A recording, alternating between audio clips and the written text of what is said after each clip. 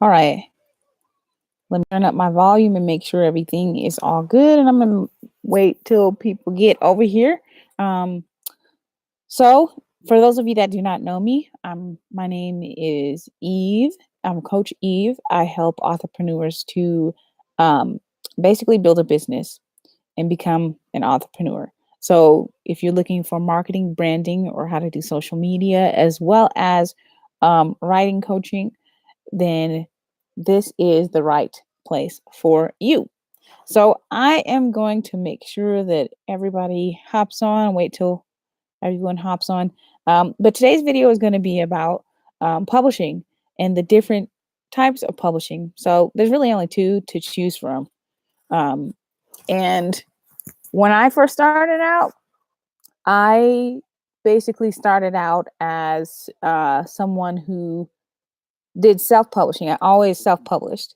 But the thing is, is I went through a self-publishing company. So there's plenty of ways that you can do this. And most people don't know where to start. And so that's what this video is about, just to weigh the pros and cons and really think about what it is that you're looking to do. Okay, what are you looking to do with your writing? Are you looking to become someone who just does it as a hobby? Or are you looking to be someone who collaborates with other people? What are you looking to do? And most of the time, I will tell people to know what your vision is so that when you do start doing your writing, you have a direction to go in. So, um, everyone knows that the two publishing methods that you can do, when I say everyone, I'm talking about writers, you should be knowledgeable about this. So, the two types of publishing are traditional or self publishing. And I don't really like the term self publishing because it makes it seem like there's a stigma around that. Indie publishing. So if you're an indie author, you self-publish. If you're a traditional author, you basically go to a traditional publishing house and they basically take care of everything for you, except for the writing. You have a team of people like an editor, someone who does the book cover design, someone who basically helps you put everything together. So let's talk about the pros and cons of this. Okay. When I first started out, I decided that I wanted to publish, but I think I didn't really know what I was doing. And so when I went about doing everything that I did, it was very naively, and a lot of authors do this. They're excited to write. They're excited to write. They're excited to be taking their stories and their writing to the next level, and so they don't really think ahead. I didn't. I didn't think about marketing. I didn't think about anything that had to do with preemptive thinking around this. And so I got published when I was 16. So, I mean, I can hide behind my age and be like, oh, it was because I was 16 and I didn't really know and all this stuff. Um, and that might have some validity to it. But when I first published, I actually published with a bunch of other authors and I had my poem in a book with a bunch of other poets. And so I wasn't really published. Like I don't consider if you published a book with a bunch of other people, it's not really like yours. So traditional publishing was not an option for me just because it takes a really long time to get published traditionally. And I really didn't have like a story at that time. It wasn't like I didn't have like a book of poems or anything like that. So I just basically went along with what everybody else was doing and published that one poem. But something I want to talk about with traditional publishing, we'll start with that. Um, these are some things that repelled me. Okay. These are reasons why I didn't do it. Traditional publishing, you have no creative control. You literally basically don't get to do what you want to do. Um, and that for me was a problem because I don't want somebody else taking over something that I created and making it into something that I don't really approve of. And so I didn't go that route. Plus, it just takes too long. It takes 6 months to like several years. Sometimes in nightmare situations, it'll take several years. And if you don't want to wait a really long time, traditional publishing is not really for you. Also, the royalties stink. Okay. You might be able to tell that I'm not really like feeling traditional publishing. I'm not against it because I do think that there are some advantages for people that have published with traditional publishing. But I honestly feel like, the royalties suck. You only get 7%, 10% around there. If it's an ebook, some companies will give you up to 25%, which is a lot. But I mean, if you're comparing it to self-publishing, you get up to 70% royalties, depending on, if it's priced in between 2.99 and 9.99, then it's going to be 70%. If it's lower than that, like if it's a 99-cent book or something like that, then you only get like 30%. But if you are looking at the actual profit margin, and this is the thing, a lot of authors, when they write a book, they're not thinking about their profit margin. They're not thinking about their personal branding. They're not thinking about their marketing plan or distribution strategy. A lot of these things just whoosh, over the head. And I get it because you're wanting to be an artist and you're wanting to write. But this is something that I would like to point out. It is extremely important for you to know what your vision is. Do you want to be an individual entrepreneur? Someone who just focuses on writing, and you may publish it solely for the joy of writing. And then there's really only two types of authors. Someone who does it basically because they feel like doing it and they're not going after like fame and fortune or any type of business. And then there's the other author who would like to build an empire around it. Maybe not even an empire, but just like a business. You have to decide which one you are. So with traditional publishing, you can't be not no, let me just throw this out there. If you're a traditional publisher, you can't necessarily be an entrepreneur who does whatever they want. So like if you wanted to set up a book signing in your neighborhood or something like that. Well, with traditional publishing, you have a literary agent. The literary agent helps advocate for you, and you can't just go and do whatever you want to do. If you, say, for instance, wanted to write a movie script out of your book, you can't do that because you don't own the rights. Traditional publishing basically has you by the balls. You don't own the rights to your stuff. And that for me was a problem. Like I knew that I wanted to turn my writing into a movie. I knew that I wanted to do other things with it. Like I wanted to create merchandise around it, like t-shirts and maybe bracelets or something like that, bookmarks, maybe even pins or something like that. With traditional publishing, you don't really have the rights to do that, which kind of sucks. Now, I will say that with traditional publishing, they do give you money up front, usually in advance. Sometimes it's on the lower end, maybe like 5, 10K. And then other times it could be 50K or more. Just depends on what they believe they can make off of your book. But with traditional publishing, you really don't have, like, you have to sign a contract. And it's really important for you to look at that contract and see what the stipulations are. Because oftentimes you're signing your work away to them. And although they might have cover designers, editors, you get a literary agent in there helping you out, and there's a marketing team and all those different things. It's hardly worth it to me. It was hardly worth it in the long run because I knew that I could do other things. First of all, let me just say that I have my master's degree in marketing. So I didn't really need that from them. I have my bachelor's in English, so I didn't really need an editor or someone that was going to do that for me.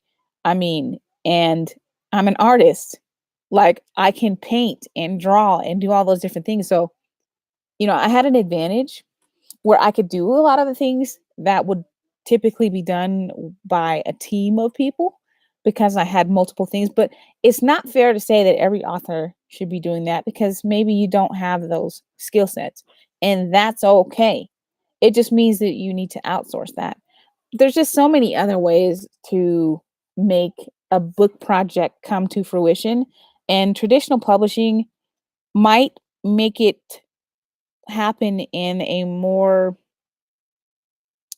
prestigious type of way. So like if you had Penguin Books stamped onto your book, or it's that brand recognition that might make it happen quicker, better, faster, or whatever, after you have waited a couple years to even be discovered by a publisher doing traditional publishing. With self-publishing, you're handling all of that on your own. Like, you are literally handling the marketing, the distribution, the social media aspect of it. You're handling the editing. You're handling the book cover design. And now I have several books here that I actually have an online store, and I leverage other people's books and sell them online. But I have a bunch of, just look at these book covers are professionally designed. Um, and you can always tell. Um, this one says over 6 months on the New York Times bestseller list. This is definitely a book that is done professionally. I'm trying to find the Valentine Del Rey. Okay, so you can tell which ones are professionally done and which ones are not. And at the end of the day, when you have books that are professionally done, they just look different. Now, prime example, this is my third book, this one. And you can tell that I designed it. It's more like a Shel Silverstein type situation going on. Whereas this, you can tell that this is designed in a way that is going to look more like not self-published. So there's ways to go about doing self-publishing and make it look professional. There's so many different avenues that you can go, but self-publishing, you literally, if you have creative control, you have to be able to handle that creative control. It's really important because the cover of the book will make or break whether people pick it up or not. And so that's why some people, traditional publishing appeals to them more, because they know that they don't have to design anything. They don't have to market. They don't have to be a good salesperson. They don't have to, they don't have to do all of the legwork. They have to do some of the legwork, but they don't have to do all the legwork. I will tell you that when self-publishing for me, I ended up having to set up my own book tour. I ended up having to pay my way for going to pitch to different movie producers and I would say movie publishing houses are like 21st Century Fox, Disney, and all those guys. And I had to pay my way for that. So in the long run, what's invested in you in traditional publishing, you literally, if you're doing self-publishing, you have to up the cost for that. Where traditional publishing, there isn't like a upfront cost. And then with um self-publishing, you literally are putting all of the money up front. It's like, it's like, well, I don't want to speak in movie terms, but it's like when you have a movie, you get your script options, and then the company pays for the movie for you, and you basically like don't have to do anything except provide the script, and everything else comes to fruition. Whereas an indie movie, you're paying for everything. You're paying for the location, you're paying for the actors, you're paying for the makeup and design and all that stuff. And it's the same thing with publishing. You know, you are basically the executive producer of the whole thing. You're the project manager. So when you're self-publishing, you're a project manager. That means that you're in charge of every department, okay? Everything that goes on, every step of the way. The writing, the editing, the going back and forth with the designers, with the marketing people that you may outsource to or whatever. You literally have to be like a business-minded person to really do self-publishing effectively. And I'm not saying that everyone does because they don't. Like, there's really, really bad self-published books. And at the end of the day, it really just depends on what your vision of success is and where you're planning on going with it. And What I find is a lot of authors don't have a vision. They just wanted to write a book. They just wanted to become an author. And the problem with that is there's so much more to it than that. You have to find editors, book cover designers. You have to put the time and money. You have to put your own resources. And a lot of times people don't have an author's website. And so they're not marketing it. Like they publish their book and they're not marketing it. And what you have to understand is in self-publishing, that is your job. With traditional publishing, they do that for you. They have a team of people usually that do that for you. Publicists that during launch time, the launch of the book, they basically promote you. They might try to, most of the time, they will try to put your book into a physical store. Whereas with self-publishing, it's print on demand, which means like if I self-publish my book through like BookBaby or something of that nature, um, I'm going to have to, I'm going to man the launch. I'm going to have to make sure that people know about the book ahead of time and that people have an idea of what's coming and get people, excited about that. You have to market directly to the readers as a self-published author. Whereas with traditional publishing, they do that for you. And you kind of just take your hands off and step back and let them do their thing. Also, when you look at traditional publishing versus self-publishing, um, what ends up happening is you really don't have to handle as much with the traditional publishing. They may try to pitch your book as a movie idea or something like that. They might they have access. They have access to people that can make stuff happen. And so at the end of the day, with self-publishing, you have to make those connections. You have to be the networking agent who goes and talks to different people and makes the connections there. And that's not easy to do.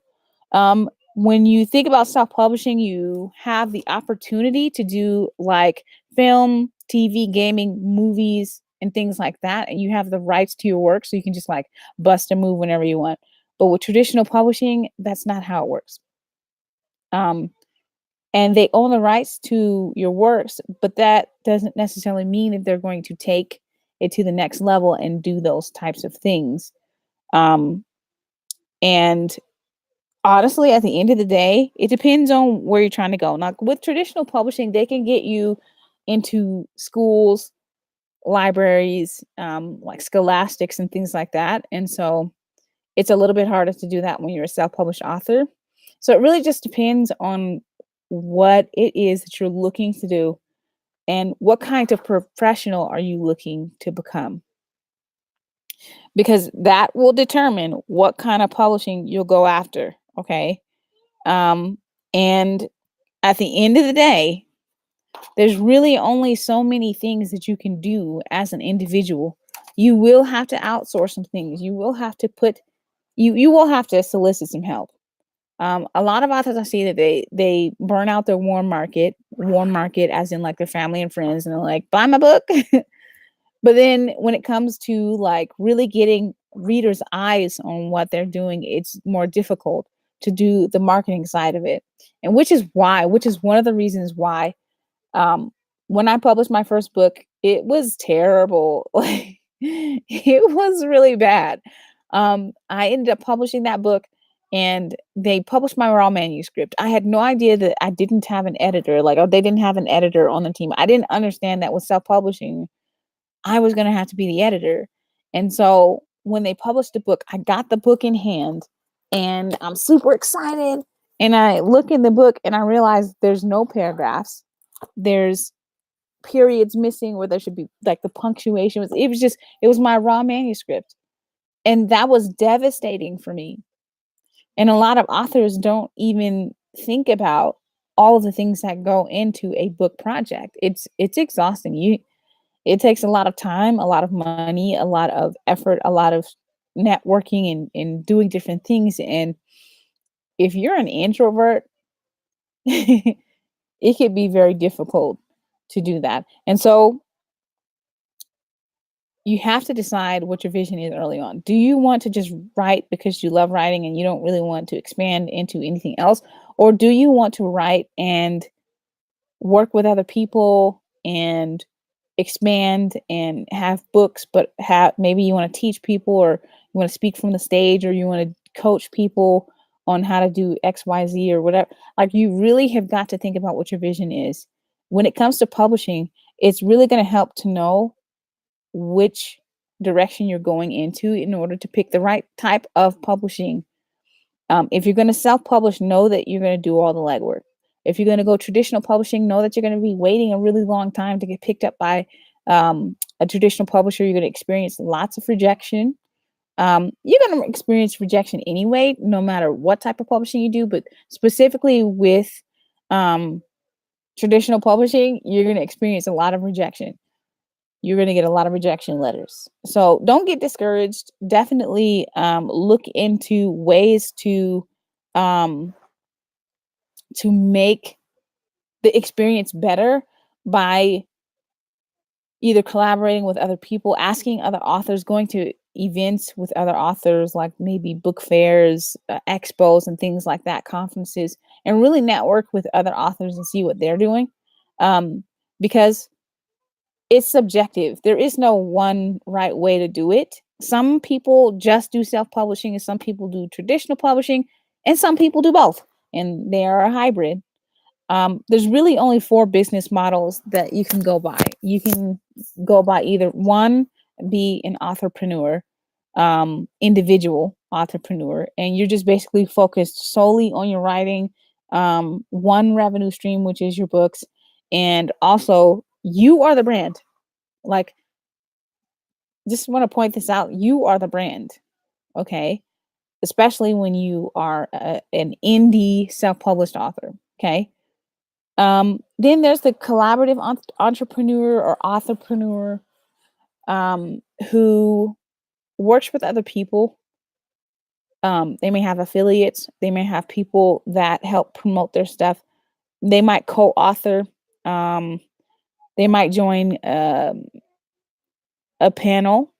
They might join a critiquing panel, or they're going to work with other people. Okay. And I actually have done that. I've literally like helped create a book fair, um, and been the speaker, one of the speakers at the book fair. I have gone to book fairs, expos, and things like that. And one of the things that I can say is definitely it pays off to collaborate with other authorpreneurs who are moving and shaking, because then it's publicity for you, but it's also an opportunity for you to learn more stuff. Okay. Then there's the innovative entrepreneur, authorpreneur. I say entrepreneur, authorpreneur because an authorpreneur is basically an entrepreneur who's an author. Um, so an innovative entrepreneur, authorpreneur creates books and writes books and helps other people with knowledge. So, like what I'm doing right now, I'm making a video and I'm telling you information and I'm trying to help you. Okay. They coach, they teach classes, they create webinars, DIY products, they run events, and things like that, or volunteer at events or that sort of thing. They create things that don't exist, like t-shirts, bracelets, bookmarks, pins, mugs, things like that. Or I can't think of anything else right now, but they create merchandise. They create merch, right? Or they create things that didn't exist before, like classes and things like that. And that is an innovative entrepreneur. A hybrid entrepreneur is someone who dabbles in basically all of these business models. Okay. They dabble in all of it. So they work with others and they work alone. So they write their own stuff and then they might turn right back around and be in an anthology, or they might, produce an event with other people, share a table, add an event with other authors. Um, and basically they have multiple streams of income. So they might have a stream of income from their book. Then they might have a stream of income from a writing class that they do every Tuesday or something like that. And that could be online or off. And then they might have an affiliate program that they push to help people to learn how to do more business related things as an entrepreneur, because I mean, let's be honest, that's something that you have to learn. Um, and the last one is hybrid entrepreneur. The hybrid entrepreneur is someone who dabbles in all of that. And oh, I'm sorry, I think I just said that. I was talking about that the whole time, but I didn't say the name. The hybrid entrepreneur. So there's individual entrepreneur, collaborative entrepreneur, innovative entrepreneur, and hybrid. Okay, hybrid is just a combination of all of them. And they have multiple streams of income, and they work with others, and they create their own stuff. They have affiliates. It's a business for them. Okay. So the only one that really isn't doing like a big expansive business is an individual entrepreneur, because they're not working with other people. But the moment you bring other people into the mix, um, which you should. I mean, that's really a good way to go. Once you bring other people into the mix, you can expand.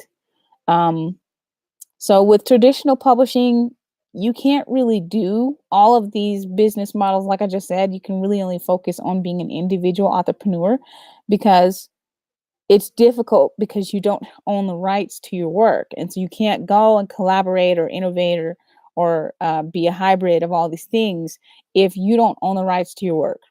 Okay, if you don't own the rights to your work, you basically have to go through gatekeepers in order to ask permission um, to do what you want to do. Whereas with self-publishing or indie publishing, you basically can bust a move whenever you want. Okay. So with that being said, which one are you? And where are you going with your publishing? Are you planning on doing traditional publishing? Are you planning on doing self-publishing? And what business model are you going to use along the way? These are just some things to think about. I know that it's a lot. It's overwhelming. It can be, but you're not alone, and there's a lot of people that are doing exactly what you're doing. And at the end of the day, baby steps. It just takes baby steps. You don't have to do it all at once.